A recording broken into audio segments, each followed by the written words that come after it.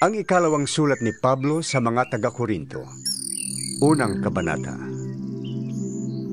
Mula kay Pablo na hinirang ng Diyos upang maging apostol ni Kristo Jesus, at mula rin sa ating kapatid na si Timoteo, para sa iglesia ng Diyos sa Korinto at sa mga hinirang ng Diyos na nasa buong Akaya. Sumainyo nawa ang pagpapala at kapayapaang mula sa Diyos na ating Ama at sa Panginoong Hesukristo. Purihin natin ang Diyos at Ama ng ating Panginoong Hesukristo, ang mahabaging Ama at Diyos na pinagmumula ng lahat ng kaaliwan. Inaaliw niya tayo sa ating mga kabighatian upang sa pamamagitan ng kaaliwang tinanggap natin sa Kanya ay makatulong naman tayo sa mga namimighati.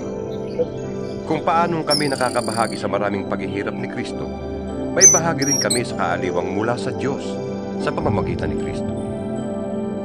Kung naghihirap man kami, ito'y sa ikaaliw at ikaliligtas ninyo.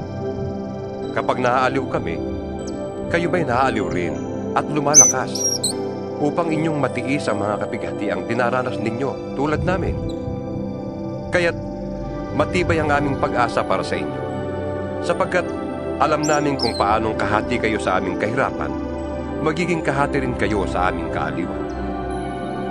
Mga kapatid, ibig naming malaman ninyo ang mga kapighatiang dinanas namin sa Asya. Napakabigat ng aming dinanas.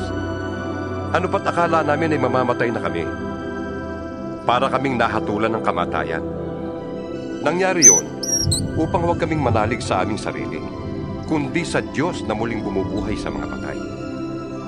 Iniligtas niya kami sa malagim na kamatayan at patuloy na ililigtas. Kami umaasa na patuloy niya kaming ililigtas sa tulong ng inyong mga panalangin. Sa gayon, marami ang magpapasalamat sa Kanya dahil sa pagpapala niya sa amin bilang tugon sa panalangin ng marami. Ito ang aming ipinagmamalaki at pinapatunayan naman ang aming budhi. Tapat at walang pagkukunwari ang aming pakikitungo sa lahat, lalo na sa inyo. Nagawa namin ito sa tulong ng Diyos at hindi sa pamamagitan ng karunungan ng tao. Ang isinulat namin sa inyo, yun lamang kaya ninyong basahin at unawain. Gayunpaman, hindi pa rin ninyo kami maunawaan ng lubos. Umaasa kong mauunawaan din ninyo kami, upang sa araw ng Panginoong Hesus, ipagmamalaki ninyo kami kung paanong ipagmamalaki rin namin kayo.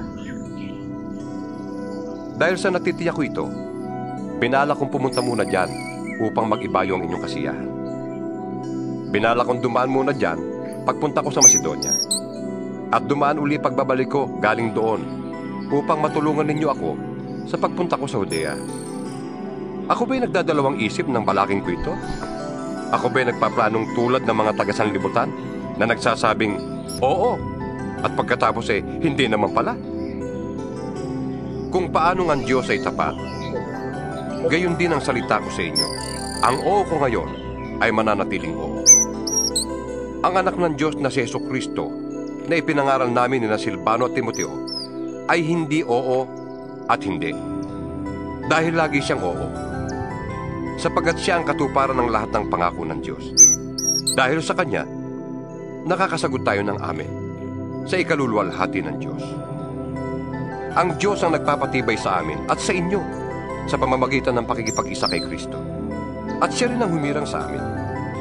Nilagyan niya kami ng Kanyang tatak at pinagkalooban ng Kanyang Espiritu bilang patunay na tutuparin niya ang Kanyang mga ipinangako. Saksi ko ang Diyos. Alam niya ang laman ng aking puso. Hindi muna ako pumunta riyan sa Korinto sapagkat kayo rin ang inaalala ko. Hindi sa ibig namin pangunahan kayo sapagkat alam naming matatag na kayo sa pananampalataya. Nais lamang naming tumulong upang maging maligaya kayo. Ikalawang kabanata. Pinasya kong wag na munang pumunta riyan upang hindi kayo muling madulutan ng kalungkutan. Sapagkat kung dudulutan ko kayo ng kalungkutan, sino pa ang aaliw sa akin? Hindi ba kayo rin? Kaya, sumulat muna ako sa inyo. Ayoko sa pagpunta ko riyan ay dulutan ng lungkot ang mga taong dapat magpaligaya sa akin. Sapagkat natitiyak kong ang aking kaligayahan ay kaligayahan din ninyong lahat. Ang puso ko'y puno ng lungkot at pag-aalala nang sulatan ko kayo. At maraming luha ang tumulo habang sinusulat ko yun. Sumulat ako sa inyo, hindi upang kayo'y dulutan ng kalungkutan, kundi upang ipadama sa inyo kung gaano kalaki ang aking pagmamahal. Kung may nagdulot ng kalungkutan kanino man, hindi sa akin ito ginawa. Hindi sa pinalalaki ko ang bagay na ito, pero ang totoo, kayong lahat ang dinulutan niya ng kalungkutan. Sapat na ang parusang iginawad sa kanya ng nakararami sa inyo. Dapat na ninyo siyang patawarin at aliwin upang hindi naman siya tuluyang masiraan ng loob. Kaya nakikiusap akong ipadama ninyo sa kanya na siya'y mahal pa rin ninyo. Ang isa pang dahilan ng pagsulat ko sa inyo noon ay upang subukin kayo at alamin kung sinusunod ninyo ang lahat ng ipinangaral ko sa inyo. Ang sino mang pinatawad ninyo ay pinatawad ko na rin. Ang pinatawad ko, kung meron man, ay pinatawad ko alang-alang sa inyo, sa harapan ni Kristo. Upang hindi tayo malinlang ni Satanas. Hindi lingid sa atin ang ibig na mangyari. Nang dumating ako sa Troas upang mangaral ng magandang balita tungkol kay Kristo, binigyan ako ng Panginoon ng magandang pagkakataon upang maisagawa yon. Ngunit hindi rin ako mapanatag, sapagkat hindi ko natagpuan doon ang kapatid na dito. Kaya ako'y nagpaalam sa mga taga roon at nagtuloy sa Macedonia. Ngunit, salamat sa Diyos at lagi niya kaming isinasama sa parada ng tagumpay ni Kristo. Dahil sa aming pakikipag-isa sa Kanya. At sa pamamagitan namin ay pinalalaganap ng Diyos sa lahat ng dako ang mabangong halimuyak ng pagkakilala sa Kanya. Para kaming mabangong samyo ng insensong inihahandog ni Kristo sa Diyos at nalalanghap naman ng mga naliligtas at ng mga napapahamak. Sa mga napapahamak, ito'y parang alingasaw na nakamamatay. Ngunit sa mga naliligtas, ito'y halimuyak na nagdudulot ng buhay. Sino ang may sapat na kakayahang gumawa ng mga bagay na ito? Hindi kami katulad ng iba riyan na kinakalakal ang salita ng Diyos. Sa halip, bilang sugo ng Diyos at lingkod ni Kristo, buong katapatang ipinapangaral namin ito. Ikatlong kabanata. Akala ba ninyo'y pinupuri na naman namin ang aming sarili? Kami ba'y tulad ng iba na nangangailangan pa ng rekomendasyon para sa inyo o mula sa inyo? Kayo na mismo ang aming rekomendasyon. Kayo na nakasulat sa aming puso at makikilala at mababasa ng lahat. Maliwanag na kayo ang sulat ni Kristo. Ang sulat na ipinadala niya sa pamamagitan namin, hindi nakasulat sa tinta, kundi isinulat ng Espiritu ng Diyos na buhay. At hindi sa mga tapis na bato, kundi sa puso ng mga tao. Nasasabi namin ito dahil sa aming pagtitiwala sa Diyos sa pamamagitan ni Kristo. Kung sa aming sarili lamang, ay wala kaming kakayahang gawin ito. Ang Diyos ang nagkakaloob nito sa amin. Niloob niyang kami maging lingkod ng bagong tipan. Isang tipang hindi nababatay sa kautosang nakasulat, kundi sa Espiritu. Sapagkat ang kautosang nakasulat ay nagdudulot ng kamatayan, ngunit ang Espiritu'y nagbibigay buhay. Nang ibigay ang kautosang nakaukit sa mga tapyas ng bato, nahayag ang kalwalhatian ng Diyos. Ano pat hindi matingnan ng mga Israelita ang mukha ni Moises, kahit na ang liwanag na yun sa mukha niya ay nawawala. Kung ang paglilingkod na batay sa kautosang nakaukit sa bato at nagdadala ng kamatayan ay dumating na may kalakip na gayong kalwalhatian, gaano pa kaya ang paglilingkod ayon sa Espiritu? Kung may kalwalhatian ang paglilingkod na nagdudulot ng hatol na kamatayan, lalo pang malwalhati ang paglilingkod na nagdudulot ng pagpapawalang sala. Dahil dito, masasabi nating ang dating kalwalhatian ay wala na, sapagkat napalitan ng higit na malwalhati. Kung may kalwalhatian ang lumilipas, lalong higit ang kalwalhatian nang nananatili magpakailanman.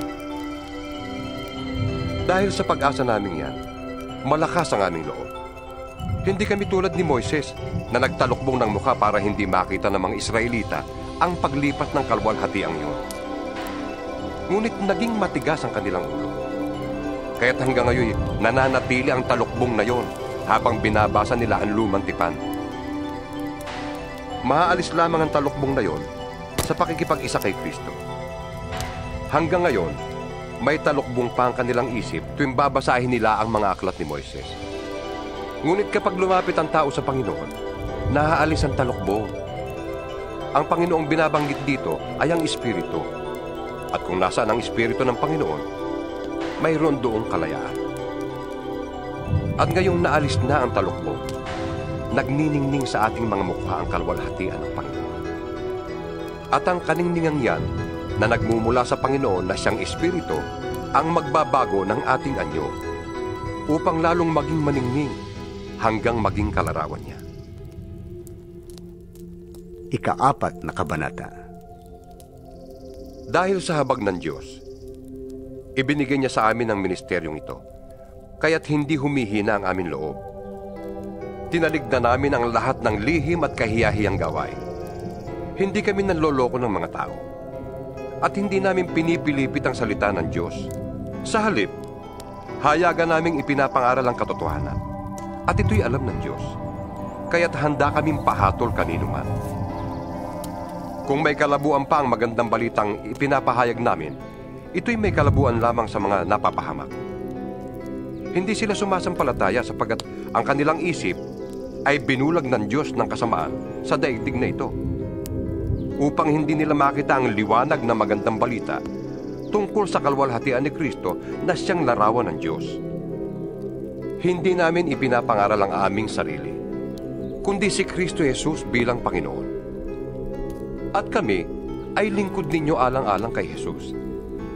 Sapagkat ang Diyos na nagsabing, mula sa kadiliman ay sisilang ang liwanag, ay siya ring nagbigay liwanag sa aming isip upang makilala namin ang kadakilaan ng Diyos na nahahayag sa mukha ni Kristo.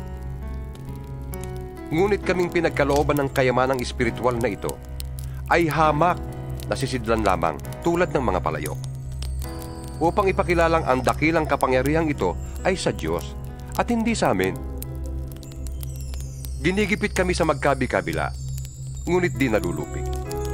Kung minsan nag-aalinlangan kami, ngunit di nawawalan ng pag-asa. Pinag-uusig kami, ngunit hindi kami pinababayaan ng Panginoon.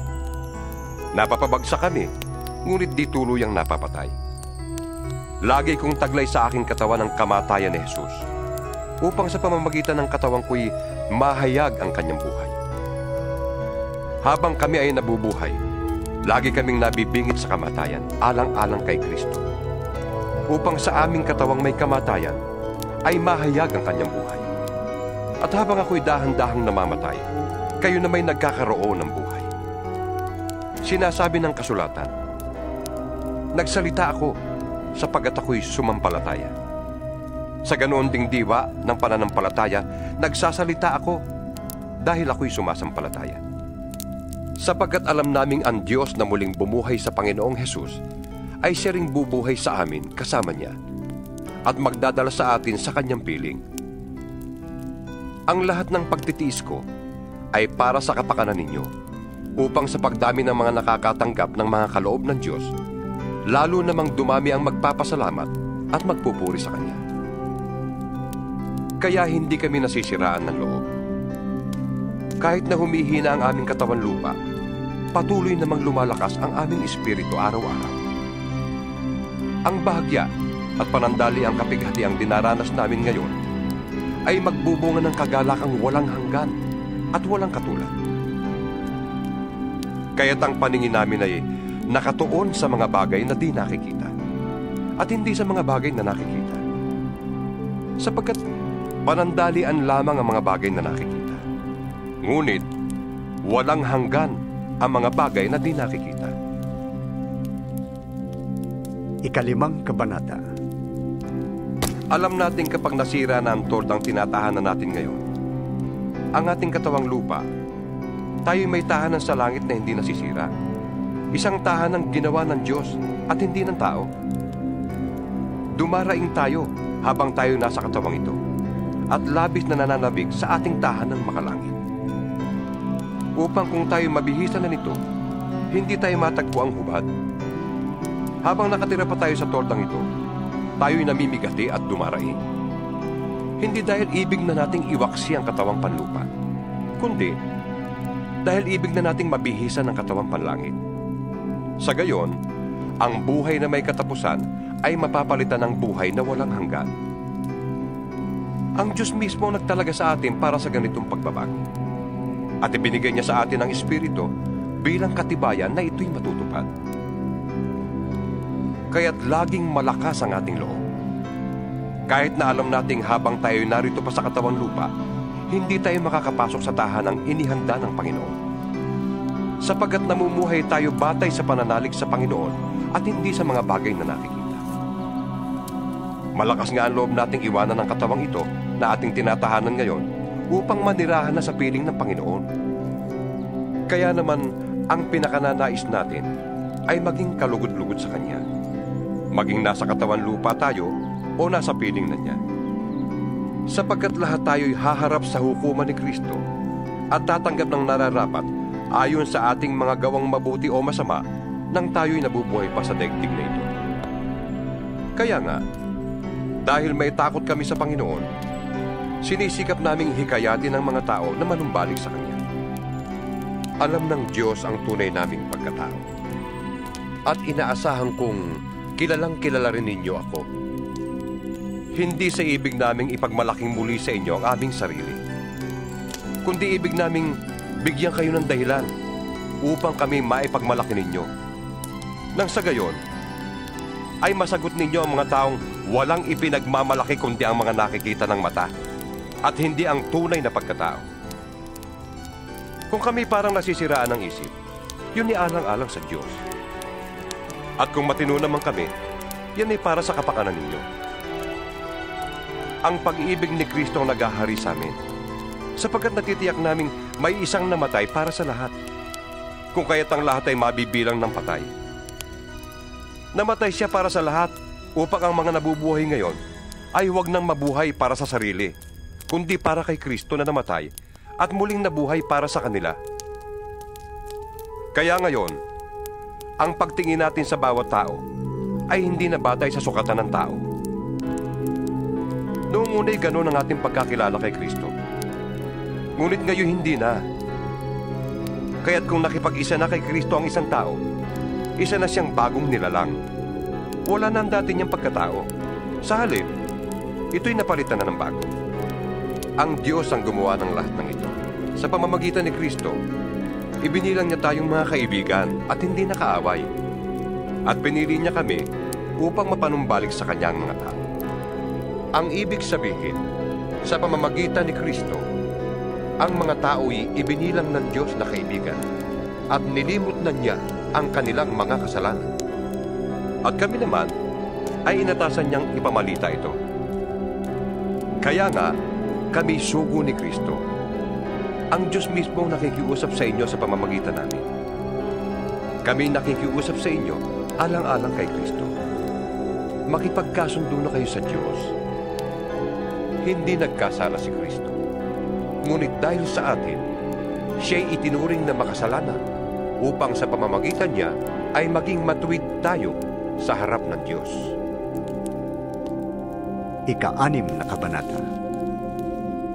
Yamang kami mga katulong sa gawain ng Diyos.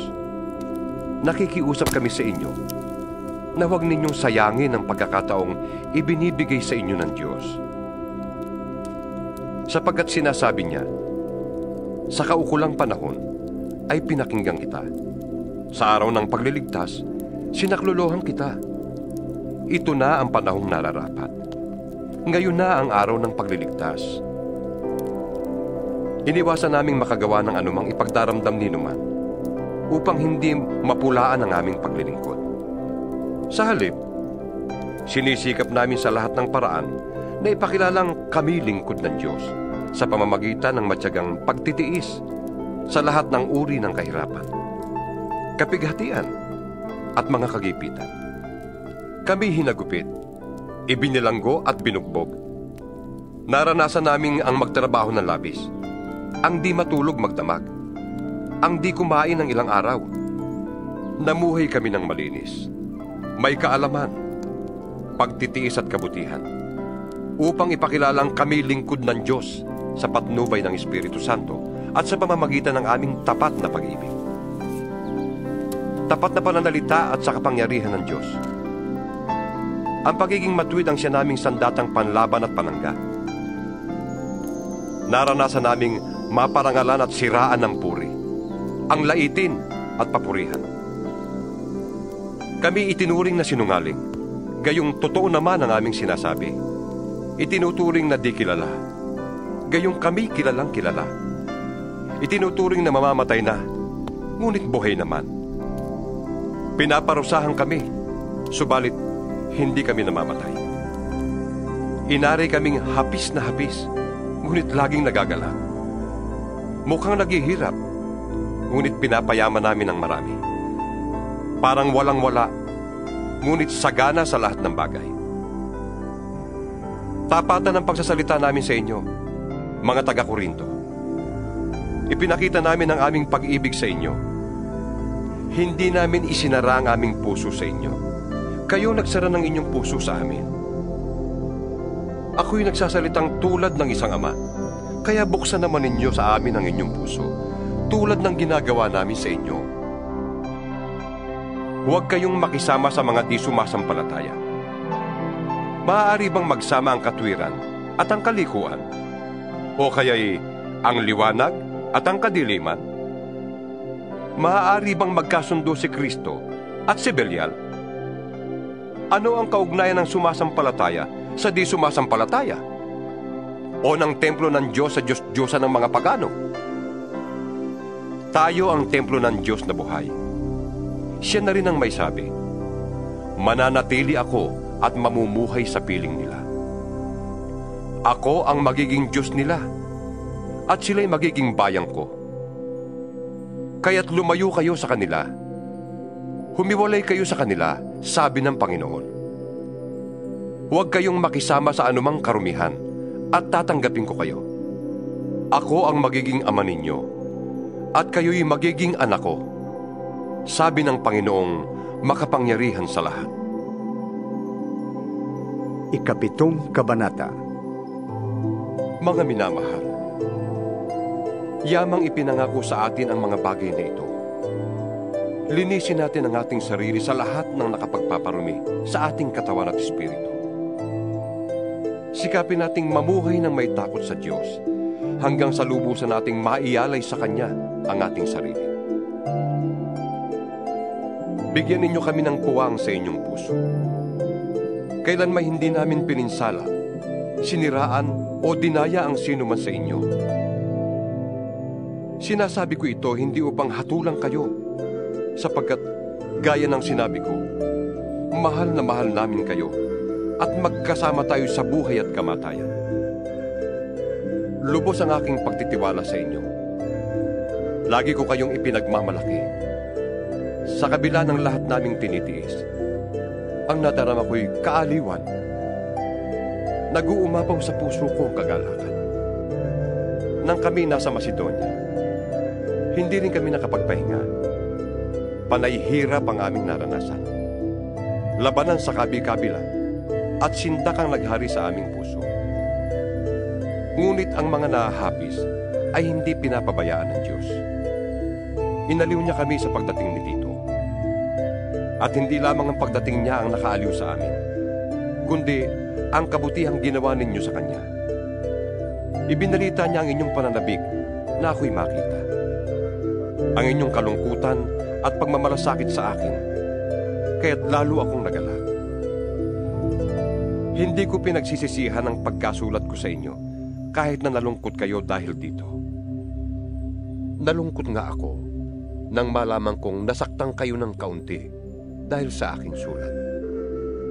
Ngayon ay nagagalak na ako, sapagkat ang kalungkutang iyon ang ginamit ng Diyos para akayin kayo na pagsisihan at talikdan ang inyong pagkakasala. Kaya't hindi kayo napasama dahil sa amin. Sapagkat ang kalungkutang buhat sa Diyos ay nagbubunga ng pagsisisi at pagbabago tungo sa kaligtasan. Ngunit ang kalungkutang dulot ng mundo ay humahantong sa kamatayan. Tingnan ninyong ibinunga ng kalungkutang buhat sa Diyos. Naging masikap kayo at masigasig na ipakilalang kayo'y walang kasalanan tungkol sa mga bagay niyo. Namuhi kayo sa inyong sarili. Sinidlan kayo ng takot. Nanabi kayo sa aking pagdating. Nagkaroon ng malasakit at hangaring maparusahan ang nagkasala. Ipinakita ninyo sa lahat ng paraan na kayo'y walang kinalaman sa mga bagay na yun. Alam ng Diyos na ang pagsulat ko sa inyo ay hindi dahil sa taong nagkasala, ni sa taong ginawa ng kasalanan, kundi upang makita ninyo kung gaano ang inyong pagmamalasakit sa amin. Kaya ang ginawa ninyo ay nagdulot sa amin ng malaking kaaliwan. At nalubos ang aming kagalakan dahil sa kasiyahang nadama ni Tito sa inyong piling. Ipinagmalaki ko kayo sa kanya at hindi naman ako napahiya. Sapagkat kung paanong lahat ng sinasabi ko sa inyo ay totoo, napatunayang totoo rin ang lahat ng sinabi ko kay Tito tungkol sa inyo.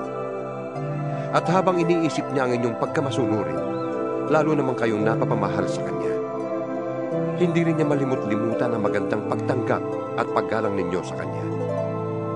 Labis akong nagagalak dahil kayo'y lubos kong mapagkakatiwalaan. Ikawalong kabanata. Ibig naming ibalita sa inyo, mga kapatid, ang nagawa ng kagandahang loob ng Diyos sa mga iglesia sa Macedonia. Dumana sila ng matinding kahirapan at ito'y isang mahigpit na pagsubok sa kanila. Ngunit sa kabila ng kanilang paghihikahos, masayang-masaya pa rin sila at bukas ang palad sa pagbibigay. Sila'y kusang loob na nag-abuloy, hindi lamang sa abot ng kanilang kaya, kundi higit pa. Alam ko ito sapagkat mahigpit nilang ipinakiusap sa amin na sila'y bigyan ng pagkakataong makatulong sa mga kapatid sa Judea. At higit sa inaasahan namin, inilaan nila ang kanilang sarili. Una sa Panginoon, at pagkatapos sa amin, ayon sa kalooban ng Diyos. Kaya't pinakiusapan namin si Tito, yamang siya ang nagsimula nito, na kayo'y tulungan niya hanggang sa malubos ang pagkakawanggawa ninyong ito. Kayo'y tanyag sa pananampalataya, sa pagpapahayag, sa kaalaman, sa kasipagan, at sa inyong pag-ibig sa amin. Sikapin din ninyong manguna sa pagkakawanggawa. Hindi sa inuutusan ko kayo. Sinasabi ko lamang sa inyo ang ginagawang pagtulong ng iba upang masubok ang katapatan ng inyong pag-ibig. Hindi kaila sa inyo ang kagandahang loob ng ating Panginoong Hesukristo. Kahit na mayaman, nagpakadukha siya upang mapayaman kayo sa pamamagitan ng kanyang pagiging dukha. Kaya ito ang payo ko. Ipagpatuloy ninyo ang inyong pangungulekta na sinimula noon pang 1 taon. Kayong nanguna, hindi lamang sa pagsasagawa nito, kundi maging sa pagbabalak. Kaya't ituloy na ninyo ito. Ang sigasig na ipinakita ninyo noon ay ipagpatuloy ninyo hanggang sa matapos. Magbigay kayo ayon sa inyong makakaya. Sapagkat kung bukal sa kalooban ng pagbibigay, tatanggapin ng Diyos ang inyong nakayanan. Hindi niya hinihintay na magbigay kayo ng hindi ninyo kaya. Hindi sa ibig kong guminhawang iba at mabigatan naman kayo. Masagana kayo ngayon. Marapat lamang na tulungan ninyo ang mga nangangailangan. Kung kayo naman ang mangailangan at sila'y malagana, sila naman ang tutulong sa inyo. Sa gayon, pareho kayong nakatulong sa isa't isa at naganap sa inyo ang sinabi sa kasulatan. Ang nagtipon ng marami ay hindi lumabis, at ang nagtipon ng kaunti ay hindi naman kinulang. Nagpapasalamat ako sa Diyos dahil binigyan niya si Tito ng pagmamalasakit para sa inyo, na tulad din ng pagmamalasakit ko. Hindi lamang niya pinaunlakan ang aming pakiusap, kundi sa kagustuhang makatulong sa inyo, nagpresenta pang siya ang pupunta riyan. Pinasama namin sa kanya ang kapatid na kilala sa lahat ng iglesia dahil sa kanyang pangangaral na magandang balita. Hindi lamang yan, siya'y hinirang ng mga iglesia upang maglakbay na kasama namin at tulungan kami sa pangangasiwa sa gawaing ito. Ang ganitong paglilingkod ay para sa ikadadakila ng Panginoon at sa aming marubdob na hangaring matulungan kayo. Nag-iingat kami upang walang masabi ang sinuman tungkol sa pangangasiwa namin sa malaking abuloy na ito. Ang layunin namin ay magawa ang tama. Hindi lamang sa paningin ng Panginoon, kundi maging sa paningin ng mga tao. Kaya sinusugo namin kasama nila ang isa pa nating kapatid na subok na namin sa maraming pagkakataon. At lalong masigasig sa pagtulong ngayon dahil sa malaking tiwala niya sa inyo. Tungkol kay Tito, siya ang kasama ko at kamanggagawa sa pagtulong sa inyo. Tungkol naman sa mga kapatid na kasama niya, sila'y mga sugo ng mga iglesia sa ikarangal ni Kristo. Kaya't ipadama ninyo sa kanila ang matapat ninyong pag-ibig, upang makita ng mga iglesia na hindi kami nagkamali sa pagmamalaki tungkol sa inyo. Ikasyam na kabanata. Hindi na kailangang sumulat pa ako sa inyo tungkol sa pagtulong sa mga kapatid sa iglesia sa Judea. Alam kong handa na kayong tumulong, kaya't ipinagmamalaki ko kayo sa mga taga-Macedonia. Ang sabi ko, handa na kayong mga taga-Akaya noong pang nakaraang taon. At dahil dito, lalo silang sumigla sa pagtulong. Kaya't pinauna ko riyan ang mga kapatid na ito upang hindi kami mapahiya sa aming pagmamalaki tungkol sa inyo at nang maihanda na ninyo ang inyong tulong gaya ng sinabi ko. Baka kami mapahiya, huwag na sabihin pati kayo. Kung may mga taga-Macedoniang sumama sa akin at makita nilang hindi pala kayo handa. Kaya't pinakiusapan ko ang mga kapatid na mauna riyan upang maihanda ang tulong na ipinangako ninyo. Sa gayon, lilitaw na talagang kusang loob ang pagbibigay ninyo at hindi sapilitan. Tandaan nyo ito, ang nagtatanim ng kakaunti ay aani ng kakaunti. At ang nagtatanim naman ng marami ay aani ng marami. Ang bawat isa ay dapat magbigay ayon sa sariling pasya. Maluwag sa loob at di napipilitan lamang. Sapagkat iniibig ng Diyos ang kusang nagbibigay ng may kagalakan. Magagawa ng Diyos na pasaganain kayo sa lahat ng bagay at higit pa sa inyong pangangailangan upang may magamit kayo sa pagkakawang gawa. Gaya nga ng sinasabi ng kasulatan, siya'y namumudmod sa mga dukha. Walang hanggan ang kanyang kabutihan. Ang Diyos na nagbibigay ng binhing itatanim at tinapay na makakain, ang siya ring magbibigay sa inyo ng binhi at magpapalago nito upang mamunga ng sagana ang inyong kabutihang loob. Pasasaganain niya kayo sa lahat ng bagay upang mas marami ang inyong matulungan. Sa gayon, mas dadami ang magpapasalamat sa Diyos dahil sa inyong tulong na dadalhin namin sa kanila. Ang pagtulong ninyong ito sa mga kapatid ay hindi lamang makatutugon sa kanilang pangangailangan, kundi magiging dahilan pa ng walang hanggang pagpapasalamat nila sa Diyos. Ang bukas palad ninyong pagbibigay sa kanila at sa lahat ay magpapatunay na matapat ninyong sinusunod ang magandang balita ni Kristo. Dahil diyan, magpupuri sila sa Diyos, kaya't buong pagmamahal nila kayong idadalangin dahil sa dakilang kaloob ng Diyos sa inyo. Salamat sa Diyos dahil sa kaloob niyang walang kapantay. Ikasampung kabanata. Akong si Pablo, nang sabi ng ilan ay mapagpakumbaba at mabait kapag kaharap ninyo, ngunit matapang kapag malayo, ay nakikiusap sa inyo, alang-alang sa kababaang loob at kabutihan ni Kristo. Ipinapakiusap kong huwag ninyo kong piniting magsalita ng mabigat pagdating ko riyan. Dahil kaya kong gawin yon sa mga nagsasabing kami namumuhay ayon sa laman.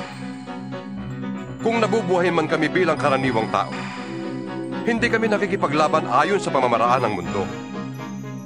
Ang sandatang ginamit namin sa pakikipaglaban ay hindi sandatang makamundo, kundi ang kapangyarihan ng Diyos na nakakapagbabagsak ng mga kuta. Sinisira namin ang mga maling pangangatwiran. Sinusugpo namin ang lahat ng pagmamataas laban sa kaalaman tungkol sa Diyos. At binibihag namin ang lahat ng isipan upang matutong sumunod kay Kristo. At kung lubusan na kayong sumusunod, nakahanda kaming parusahan ang lahat ng sumusuway. Ang mga bagay na panlabas lamang ang tinitingnan ninyo. Kung naniniwala ang sinuman na siya'y nakipag-isa kay Kristo, isipin niyang kami man, tulad niya, ay nakipag-isa rin kay Kristo. Ipagmalaki ko man ang kapangyarihang ibinigay sa amin ng Diyos sa ikatitibay ninyo at hindi sa ikapapahamak. Hindi ako mapapahiya. Huwag ninyong isiping pananakot lamang ang sulat ko sa inyo. Sinasabi ng ilan na sa sulat lamang ako matapang, sa harapan na may walang magawa. Dapat malaman ng mga taong nagsasabi ng ganyan na kung anong sinasabi namin sa sulat ngayong malayo kami, ay siya rin namin gagawin kapag kaharap na ninyo kami. Hindi namin ipapantay o iahambing man lamang ang aming sarili sa ilang nagbubuhat ng sariling bangko. Napakahangal nila. Sila naglalagay ng sukatan at parisan ng kanilang sarili. Hindi kami lalampas sa hangganang ibinigay sa akin ng Diyos. Ang gawaing inilaan niya sa amin, kasama na ang pangangaral namin sa inyo. Hindi kami lumalampas ng hangganan nang kami pumunta dyan sa inyo. Kami ang unang pumaryan at nagdala sa inyo ng magandang balita tungkol kay Kristo. Hindi namin ipinagyayabang ang pinaghirapan ng iba. Umaasa kaming titibay ang inyong pananampalataya at dahil dyan ay lalawak ang aming gawain sa inyo. Ngunit hindi naman lalampas sa hangganang inilagay ng Diyos. Pagkatapos, maipapangaral naman namin ang magandang balita sa ibang mga lupain at hindi namin aangkinin ang ginawa ng iba. Tulad ng sinasabi sa kasulatan, kung may gustong ipagmalaki ang sinuman, ang ginawa ng Panginoon ang kanyang ipagmalaki.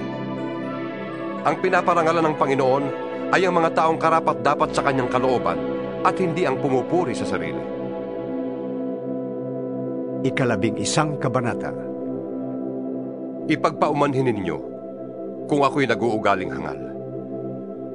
Ang pagmamalasakit ko sa inyo'y katulad ng pagmamalasakit ng Diyos.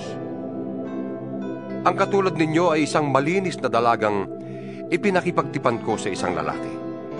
Walang iba kundi si Kristo. Ngunit, nag-aalala akong baka malaso ng inyong isipan at mailayo kayo sa tapat at dalisay na pananalig kay Kristo. Tulad ni Eva, nanalin lang ng ahas.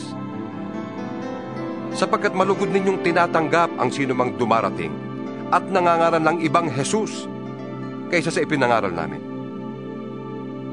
Tinatanggap ninyong espiritu at aral na iba sa itinuro namin sa inyo. Palagay ko na may hindi ako pauhuli sa magagaling na mga apostol na yan. Maaaring hindi ako mahusay magsalita, ngunit hindi naman kapos sa kaalaman. Ipinakilala ko ito sa inyo sa lahat ng pagkakataon. Ipinangaral ko sa inyo ang magandang balita, ngunit hindi ako humingi ng kabayaran. Ako'y nagpakababa upang maitaas kayo. Masasabi bang kasalanan ang ginawa kong ito? Ibang iglesia ang nagbibigay sa akin ng mga kailangan ko noong ako'y naglilingkod sa inyo. Parang inaagawan ko sila. Matulungan lamang kayo. At nang ako'y kapusin dyan, hindi ako nakabigat kanino man sa inyo, sapagkat dinalhan ako ng tulong ng mga kapatid sa Macedonia. Mulat sa pulay, iniwasan kong makabigat sa inyo sa anumang paraan. At yan ang gagawin ko habang panahon. Habang ang katotohanan ni Kristo ay nasa akin, hindi ako titigil sa pagmamalaking ito kahit saan dyan sa Akaya. Bakit ko ginagawa ito? Dahil ba sa di ko kayo mahal? Alam ng Diyos, mahal ko kayo. Ngunit patuloy kong gagawin ang ginagawa ko ngayon upang huwag magkaroon ng katwiran ang mga namamalita na ang paglilingkod nila ay tulad ng aming ginagawa. Hindi sila tunay na apostol, kundi mga nandaraya lamang at nagkukunwaring mga apostol ni Kristo. Hindi ito dapat pagtakhan, sapagkat si Satanas man ay maaaring magkunwaring anghel ng kaliwanagan. Kaya hindi katakataka na magkunwaring lingkod ng katwiran ang kanyang mga lingkod. Ang kanilang kahihinatnan ay ayon lamang sa kanilang mga gawa. Inuulit ko, huwag isipin ninyo man na ako'y hangal. Ngunit, kung ganoon ang akala ninyo, tatanggapin ko na, upang ako man ay makapagyabang tulad ng isang hangal. Ang sinasabi ko sa pagmamalaking ito ay hindi buhat sa Panginoon, kundi pagyayabang ng isang hangal. Dahil marami ang nagyayabang tungkol sa mga bagay na makalupa. Ako man ay magyayabang din. Nagtitiyaga kayo sa mga hangal na yan? Palibhas ay matatalino kayo? Pinagtitiisan ninyong kayo'y alipinin, sakmalin, pagsamantalahan, maliitin, o sampalin? Kahiya-hiya man ay aaminin kung hindi namin kayang gawin yan. Kung may nakapagyayabang, ako'y makapagyayabang din. Ako'y nagsasalita tulad ng isang hangal. Sila ba'y Hebreo? Ako man. Mga Israelita ba sila? Ako rin. Lipi ba sila ni Abraham? Ako'y ganun din. Sila ba'y mga lingkod ni Kristo? Nagsasalita akong parang isang baliw. Ngunit, ako'y mas mabuting lingkod ni Kristo kaysa kanila. Higit ang aking paghihirap kaysa sa kanila. Makailang ulit akong nabilanggo. Hinagupit ng maraming beses. At madalas na nabingit sa kamatayan. 5 beses akong tumanggap ng 39 na palo mula sa mga Hudyo. 3 ulit kong naranasang hagupitin ng mga Romano at minsan namang binato. 3 beses kong naranasang mawasak ang barkong sinasakyan. At minsan maghapot magdamag akong lulutang-lutang sa dagat. Sa malimit kong paglalakbay, nalagay ako sa iba't ibang panganib. Sa mga ilog, sa mga tulisan, sa mga kapwa ko Hudyo at sa mga hintil. Mga panganib sa lungsod, sa ilang, sa dagat, sa mga nagpapanggap na mananampalataya. Naranasan ko rin ang labis na hirap at pagod, malimit na pagpupuyat, matinding gutom at uhaw. Naranasan kong ginawin, ngunit wala man lamang maibalaban. Bukod sa lahat ng yan, ay inaalala ko pa araw-araw ang mga iglesia. Kung may nanghihina, karamay nila ako. At kung may nauhulog sa pagkakasala, labis na naghihirap ang kalooban ko. Kung kailangan ako'y magyabang, ang ipagyayamang ko'y ang aking mga kahinaan. Hindi ako nagsisinungaling, ya'y alam ng Diyos at Ama ng Panginoong Hesus. Purihin siya magpakailanman. Nang ako'y nasa Damasco, ang pintuan ng lungsod ay binabantayan ng gobernador na nasasakop ni Haring Aretas upang ipahuli ako. Ngunit, isinakay ako sa isang tiklis at ibinaba sa kabila ng pader upang ako'y makatakas. 12 kabanata.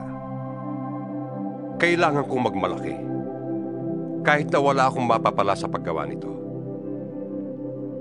Ang sasabihin ko naman ngayon ang mga pangitain at mga pahayag mula sa Panginoon.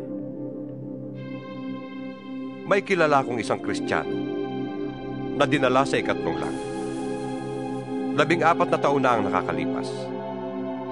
Hindi ko lang matiyak kung iyo'y isang pangitain lamang o tunay na pangyayari. Ang Diyos lamang ang nakakaalam. Inuulit ko, siya'y dinala sa paraiso. At tulad ng sabi ko, ang Diyos lamang ang nakakaalam kung ito nga'y isang pangitain o tunay na pangyayari.